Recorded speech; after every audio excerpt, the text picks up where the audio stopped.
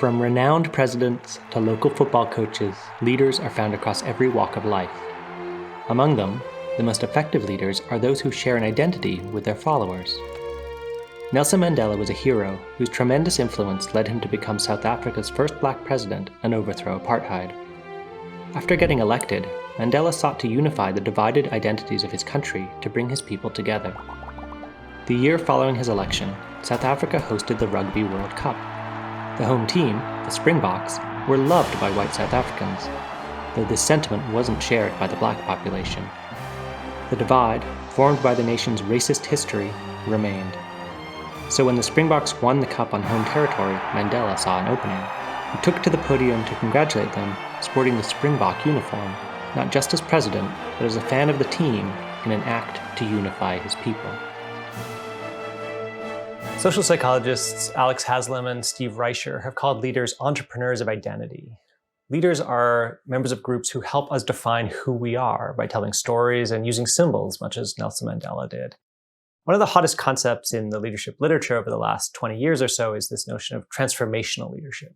Transformational leadership, or leaders, are great bosses. They're the people we all want to work for. They're caring and empathic. They have integrity. But when researchers looked into exactly what is being assessed here, they noted there's two components to transformational leadership. Part of it has to do with how these leaders relate to their followers as individuals, caring about your professional development, your career development, for example. But another part of it that's equally important is how do they manage groups and think about group dynamics? In organizations, many senior leaders are, of course, leaders of leaders. That is, are they helping the leaders who work for them be better managers of their groups as a whole? Effective leaders operate in group mode all of the time, which gets reflected in the language that they use. Us versus them, I versus we. How leaders engage followers with language underpins their successes. Analyzing politicians' speeches since 1901, aiming to become the Australian Prime Minister, researchers found that victors used collective pronouns like we and us more frequently than individual pronouns like I and me.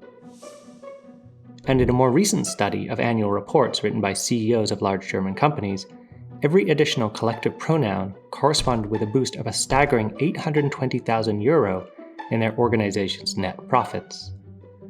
These are but two examples of how language can unite identities and bolster community performance. Leaders use language to crystallize a shared sense of identity. But truly iconic leaders like Nelson Mandela understand that there is more to a moment that's necessary to mobilize a group of followers around a shared sense of purpose. They create the conditions and institutions that are necessary to heal from an issue like apartheid and move past it. For example, they have mechanisms for accountability, like the Truth and Reconciliation Commission, which were essential for not only grappling with the past, but for creating a hopeful vision for a new South Africa in which all members of the country can participate in. Leaders who can authentically rally their people around a shared identity have a hugely powerful tool at their disposal. We observed this in the pandemic, for example, when we teamed up with about 250 other researchers from around the world to collect data in 67 countries. And what we found was that nations where people had more of a sense of national identity, people were more willing to rally in response to the pandemic and engage in the sorts of behaviors needed to stop the spread of this terrible virus. A sense of national identity was a tool that the leaders in those societies could draw upon to rally the people in a coordinated way. This research gives us three clear lessons about identity leadership.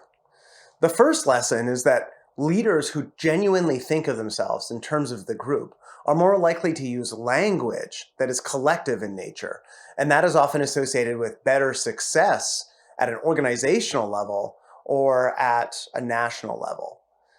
Second, leaders need to do more than use this language. They need to authentically embody and role model the principles that represent the success of the group.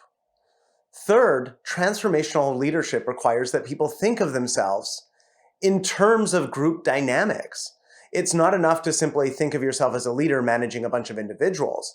The key is to think about how to create a shared sense of purpose among those individuals.